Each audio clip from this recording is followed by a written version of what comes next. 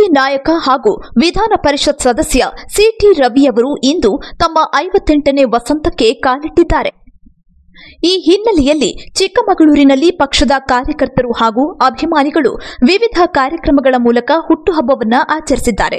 ಹುಟ್ಟುಹಬ್ಬದ ಹಿನ್ನೆಲೆಯಲ್ಲಿ ಚಿಕ್ಕಮಗಳೂರಿನ ದೀಪಾ ನರ್ಸಿಂಗ್ ಹೋಂ ಬಳಿ ಕ್ಷೌರಿಕ ವೃತ್ತಿ ನಡೆಸುತ್ತಿರುವ ಸತ್ಯನಾರಾಯಣ್ ಅನ್ನೋರು ತಮ್ಮ ದೇಹವನ್ನು ಚಿಕ್ಕಮಗಳೂರು ಮೆಡಿಕಲ್ ಕಾಲೇಜಿಗೆ ದಾನ ಮಾಡಿ ಸಿಟಿ ರವಿಯವರಿಗೆ ವಿಭಿನ್ನವಾಗಿ ಗೌರವ ಸಲ್ಲಿಸಿದ್ದಾರೆ. ಸಿಟಿ ರವಿಯವರ ಪತ್ನಿ ಪಲ್ಲವಿಯವರ ಸಮ್ಮುಖದಲ್ಲಿ ಈ ಘೋಷಣೆಯನ್ನ ಸತ್ಯನಾರಾಯಣ್ ಮಾಡಿದ್ದು, ಚಿಕ್ಕಮಗಳೂರಿಗೆ ಮೆಡಿಕಲ್ ಕಾಲೇಜು ಮಂಜೂರಾತಿ ಸಿಗಲು ಸಿಟಿ ರವಿಯವರ ಪ್ರಮುಖ ಪಾತ್ರವಿದೆ.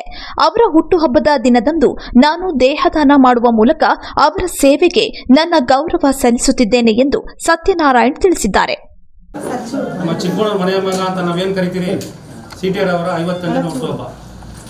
ಯಾಕಂತಂದ್ರೆ ನಮ್ಮ ಚಿಕ್ಕಮಗಳೂರಿಗೆ ಅವರು ಹೆಮ್ಮೆಯ ಮಗ. ಯಾಕಂದರೆ 4 ಸಲ ಉಸ್ತುವಾರಿ ಸಚಿವರಾಗಿ ಬೂತ್ ಮಟ್ಟದಿಂದ ರಾಷ್ಟ್ರ ರಾಜಕಾರಣ ಮಾಡ್ತಕ್ಕಂಥ ಒಂದು ಏಕೈಕ ವ್ಯಕ್ತಿ ಅಂದರೆ ಸಿಟಿ ರವರು. ಅವರು ಆ ಹುಟ್ಟುಹಬ್ಬನ ವಿಜೃಂಭಣೆಯಿಂದ ನಾವು ಆಚರಿಸ್ಬೇಕಂತೇಳಿ ಎಲ್ಲ ಕೇಳ್ಕೊಂಡಾಗ ಎಲ್ಲ ಕಾರ್ಯಕರ್ತರು ನಮಗೆಲ್ಲ ಸಪೋರ್ಟ್ ಮಾಡಿದರು. ಅವ್ರ ಬದಲಿಗೆ ಅವರ ಧರ್ಮಪತ್ನಿ ಅವರ ಪಲ್ಲವಿ ರವಿಯವರು ಬಂದಿದ್ದಾರೆ. ಅವರು ಸಮಾಜ ಸೇವಕರು, ಅವರು ಹಲವಾರು ರಂಗದಲ್ಲಿದ್ದಾರೆ. ಅವರಿಲ್ಲ ಅಂದರೂ ಸಿಟಿ ರವರು ಏನು ಕೆಲಸ ಮಾಡ್ತಾರೆ ಆ ಕೆಲಸ ಅವ್ರು ಮಾಡಿಕೊಡ್ತಾರೆ. ನಮ್ಮ ಸಿಟಿ ರವರಿಗೆ ಆಯುಷು ಅಭಿವೃದ್ಧಿ ಕೊಡಲಿ ಅಂತೇಳಿ ಅವರ 58ನೇ ಹುಟ್ಟುಹಬ್ಬಕ್ಕೆ, ನನ್ನ ಹೆಸರು ಜೆ ಸತ್ಯನಾರಾಯಣ್ ಅಂತೇಳಿ, ನಾನೊಬ್ಬ ಕ್ಷೌರಿಕ.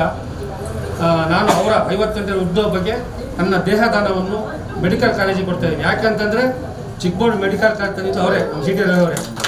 ನಾವು ಯಾವತ್ತು ಕನಸು ಮನಸ್ಸಲ್ಲೂ ನಾವು ಹೇಳ್ತಿರಲಿಲ್ಲ. ಆಮೇಲೆ ಅವರು ನರೇಂದ್ರ ಮೋದಿ ಅವರು ಇಟ್ಕೊಂಡು ಮತ್ತು ಮಹಾರಾಷ್ಟ್ರ ಇರ್ಬೋದು, ಗೋವಾ ಇರ್ಬೋದು, ಆಮೇಲೆ ತಮಿಳುನಾಡು ಇರ್ಬೋದು, ಅವರು ಉಸ್ತುವಾರಿ ಹೊತ್ತು ಇವತ್ತು ತಮಿಳುನಾಡಲ್ಲಿ ಅಲ್ಲಿ BJP ಇರಲಿಲ್ಲ. ಆ್ಯಕ್ಚುಲಿ ಶೇಕಡಾವಾರು ಮತಗಳನ್ನು ಗೆಲ್ಲುವ ಮೂಲಕ 6ರಿಂದ 7 ಸೀಟ್ ಗೆಲ್ಲಿಸಿದ್ದಾರೆ. ಹಾಗಾಗಿ ಅಂಗನವಾಡಿ ಕೇಂದ್ರದಲ್ಲಿ ನಾವು ಮಕ್ಕಳು ಮೂಲಕ ಮಾಡಬೇಕಂತೇಳಿ ನನ್ನ ದೇಹದಾನವನ್ನು ಮೆಡಿಕಲ್ ಕಾಲೇಜಿನ ಗಂಗಾಧರ ಸಾರಿಗೆ ನಾನು ಹೃತ್ಪೂರ್ವಕ ಒಂದರಿಂದ ನಾನು ದೇಹದಾನ ಮಾಡಿದ್ದೇನೆ.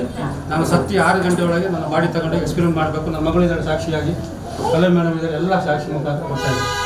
ಈ ಸಂದರ್ಭದಲ್ಲಿ ಮಾತನಾಡಿದ ಪಲ್ಲವಿ ರವಿ, ಸತ್ಯನಾರಾಯಣ್ ಅವರು ವಿಭಿನ್ನವಾಗಿ ಆಲೋಚನೆ ಮಾಡಿ ಚಿಕ್ಕಮಗಳೂರಿನಲ್ಲಿ ಮೆಡಿಕಲ್ ಕಾಲೇಜು ಸ್ಥಾಪನೆಯಾಗುತ್ತಿರುವುದರಿಂದ ತನ್ನ ದೇಹ ಸುಟ್ಟು ಮಣ್ಣಾಗುವ ಬದಲು ಮೆಡಿಕಲ್ ಕಾಲೇಜಿನ ವಿದ್ಯಾರ್ಥಿಗಳಿಗೆ ಅನುಕೂಲವಾಗುವ ನಿಟ್ಟಿನಲ್ಲಿ ವಿಭಿನ್ನವಾಗಿ ಯೋಚಿಸಿದ್ದಾರೆ. ಅವರಿಗೆ ಧನ್ಯವಾದಗಳನ್ನು ಸಲ್ಲಿಸುತ್ತೇನೆ ಎಂದರು. ಈ ದಿನ ನಮ್ಮ ಮನೆಯವರ ಹುಟ್ಟುಹಬ್ಬದ ಪ್ರಯುಕ್ತ ನಾವೊಂದು ಈ ಪುಟ್ಟ ಅಂಗನವಾಡಿಗೆ ಬಂದು ಮಕ್ಕಳೊಂದಿಗೆ ಸಂತೋಷ, ಅವ್ರ ಜೊತೆ ನಗುತ್ತಾ ನಲಿತಾ ನಾವು ಆ ಹುಟ್ಟುಹಬ್ಬದ ಆಚರಣೆ ಮಕ್ಕಳಾಗಿ ಈ ಆಚರಣೆಯಲ್ಲಿ ಪಾಲ್ಗೊಂಡಿದ್ದೀವಿ. ಇದಕ್ಕೆಲ್ಲ ಕಾರಣರಾಗಿರೋದು ನಮ್ಮ ಸತೀಶಣ್ಣ. ನಾವು ಅವ್ರ ಹೆಸರು ಜೆ ಸತ್ಯನಾರಾಯಣ ಅಂತ, ಬಟ್ ನಾವು ಕರೆಯೋದು ಸತೀಶಣ್ಣ ಅಂತ. ಸೊ ಹಾಗಾಗಿ ಅವ್ರದ್ದೊಂದು ಕಾನ್ಸೆಪ್ಟ್ ಚೆನ್ನಾಗಿತ್ತು. ಏನೇನೋ ಮಾಡೋಕ್ಕೆ ಹೋಗ್ತಾರೆ, ಹಾಗಾಗಿ ಈಗ ನೇತ್ರದಾನ ಆಗಲಿ, ರಕ್ತದಾನ ಆಗಲಿ, ಆ ಥರದಲ್ಲಿ ಅವರೊಂದು ವಿಭಿನ್ನವಾಗಿ ಯೋಚನೆ ಮಾಡಿದ್ರು. ಅವ್ರು ನನ್ನ ಹತ್ರ ಬಂದು ಹೇಳಿದಾಗ, ನೀವು ಮನೆಯವ್ರು ಒಪ್ಪಿಸಿದ್ದೀರಾ ಅಂತ ಫಸ್ಟ್ ಕೇಳಿದೆ. ಅದು ನಾನು ನಿಮ್ಮ ಮನೆಯವ್ರನ್ನ ಒಪ್ಪಿಸಿದ್ದೀರಾ, ನಿಮ್ಮ ಮಗಳನ್ನ ಕೇಳಿದ್ದೀರಾ ಅಂತ. ಇಲ್ಲ ಅಕ್ಕ, ಒಪ್ಪಿದ್ದಾರೆ, ನಾನು ಹೇಳಿದ್ದೀನಿ ಅಂತ. ಚಿಕ್ಕಮಗಳೂರಲ್ಲೇ ಮೆಡಿಕಲ್ ಕಾಲೇಜ್ ಆಗಿರೋದ್ರಿಂದ ಅದಕ್ಕೆ ಅದು ಸುಟ್ಟು ಮಣ್ಣಾಗೋ ಬದಲು 4 ಜನ ಮಕ್ಕಳು ವಿದ್ಯಾರ್ಥಿಗಳಿಗೆ ಏನಾದರೂ ಒಂದು ಸಹಾಯ ಆಗಲಿ, ಅದರಿಂದ ಏನಾದರೂ ಕಲೀಲಿ ಅನ್ನೋ ಇದರಿಂದ ಆ ಯೋಚನೆ ತುಂಬ ಚೆನ್ನಾಗಿದೆ ಅವರ ಆಲೋಚನೆ. ಸೊ ಅವರು ಮರಣ ನಂತರ ಅವರು ದೇಹದಾನನ ಮಾಡೋಕ್ಕೆ ಅವರು ಮುಂದೆ ಬಂದಿದ್ದಾರೆ. ಸೊ ಅವರಿಗೆ ನಾನು ನಿಜವಾಗ್ಲೂ ಹೇಗೆ ಹೇಳಬೇಕು ಅಂತ ಗೊತ್ತಾಗ್ತಿಲ್ಲ. ಹಾಗಾಗಿ ಏನಾದರೂ ಮಾಡಬೇಕು ಅಂತಂದರೆ ಪುಟ್ಟದು ಎಷ್ಟು ಹನಿ ಗೂಡಿದ್ರೆ ಹಳ್ಳ ಅಂತ ಹೇಳ್ತಾರೆ. ಹಾಗಾಗಿ ಪುಟ್ಟ ವಿಷಯಗಳು ಅಥವಾ ಸಣ್ಣ ವಸ್ತುಗಳಿಗೆ ಅದಕ್ಕೆ ತುಂಬ ಬೆಲೆ ಇರುತ್ತೆ. ಸೊ ಅದ್ರ ಮೌಲ್ಯ ಜಾಸ್ತಿ. ಹಾಗಾಗಿ ಈ ಮಕ್ಕಳು ಶುದ್ಧ ನೀರು ಕುಡಿಲಿ, ಆ ಮಕ್ಕಳು ಆರೋಗ್ಯ ಇರೋದೇ ನೀರಲ್ಲಿ ಅಂಥೇಳಿ ಎಲ್ಲರ ಹತ್ರ ಹೋಗಿ ಕಲೆಕ್ಟ್ ಮಾಡಿ ಒಂದು ವಾಟರ್ ಫಿಲ್ಟ್ರ್ ಕೊಟ್ಟಿದ್ದಾರೆ. ಅದಕ್ಕೂ ನಿಜವಾಗ್ಲೂ ನಾನು ಅವರಿಗೆ ತುಂಬ ಹೃದಯದ ಧನ್ಯವಾದ. ಎಲ್ಲರ ಪರವಾಗಿ ಒಂಥರ ವಿಭಿನ್ನ ಕಾರ್ಯಕ್ರಮ ಮಾಡ್ತಾರೆ. ಅದಕ್ಕಿಂತ ಹೆಚ್ಚಾಗಿ ಈ ಏರಿಯಾದಲ್ಲಿ ಒಂದು ಸಣ್ಣ ಮನೇಲಿ ಏನಾದರೂ ಒಂದು ಸಾವಾಗಲಿ, ಒಂದು ಕಾರ್ಯಕ್ರಮ ಆಗಲಿ, ಶುಭ ಕಾರ್ಯ ಆಗಲಿ, ಅವರು ದೊಡ್ಡವ್ರ ಮನೆಗೆ ನನ್ನನ್ನು ಕರೆದೇ ಇಲ್ಲ ಯಾವತ್ತು. ಅಕ್ಕ ಬನ್ನಿ, ಆ ಸ್ಲಮ್ಮಲ್ಲಿದ್ದಾರೆ, ಅವ್ರಿಗೆ ತುಂಬ ಪ್ರೀತಿಯಿಂದ ಕರೀತಾರೆ. ಅಂಡ್ CTRನ ಕರೀತಾರೋ ಇಲ್ಲ ಗೊತ್ತಿಲ್ಲ, ನನಗೆ ಮಾತ್ರ ಮನಸ್ಪೂರ್ವಕವಾಗಿ ತುಂಬ ಪ್ರೀತಿಯಿಂದ ನೀವು ಬರಲೇಬೇಕು, 5 ನಿಮಿಷಕ್ಕಾರು ಬರಬೇಕು ಅನ್ನೋ ಕರೆಯೋ ಮನಸ್ಥಿತಿ ಇರೋದು ಸತೀಶಣ್ಣಂದು.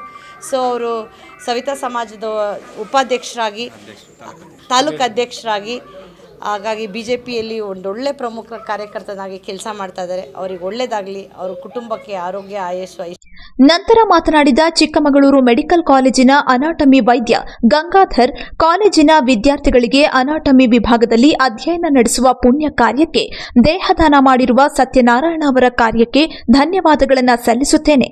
ಅವರು ಕೊನೆಯುಸಿರು ಇರುವವರೆಗೆ ಭಗವಂತ ಅವರಿಗೆ ಆರೋಗ್ಯವನ್ನ ಕರುಣಿಸಲಿ ಎಂದರು. ಇದೇ ರೀತಿ ಎಲ್ಲರೂ ದೇಹದಾನ ಮಾಡಲು ಮನವಿ ಮಾಡಿಕೊಂಡರು. ಹಾಗೂ ದೇಶದ ಜನನಾಯಕ CTR ಸರ್ ಅವರಿಗೆ ಜನ್ಮದಿನದ ಶುಭಾಕಾಂಕ್ಷೆಗಳು.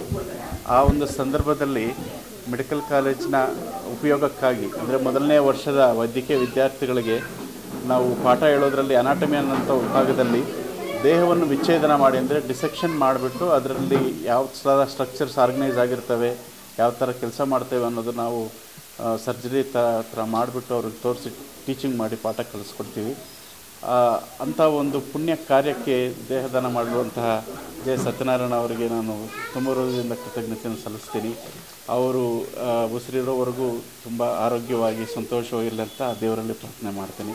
ಇದೇ ರೀತಿಯಾಗಿ ಎಲ್ಲರೂ ದೇಹದಾನವನ್ನು ಮಾಡೋದಕ್ಕೆ ಮುಂದೆ ಬರಬೇಕಾಗಿ, ಏಕೆಂದರೆ ಅದು ತುಂಬ ಪವಿತ್ರವಾದಂಥ ಒಂದು ಕೆಲಸ.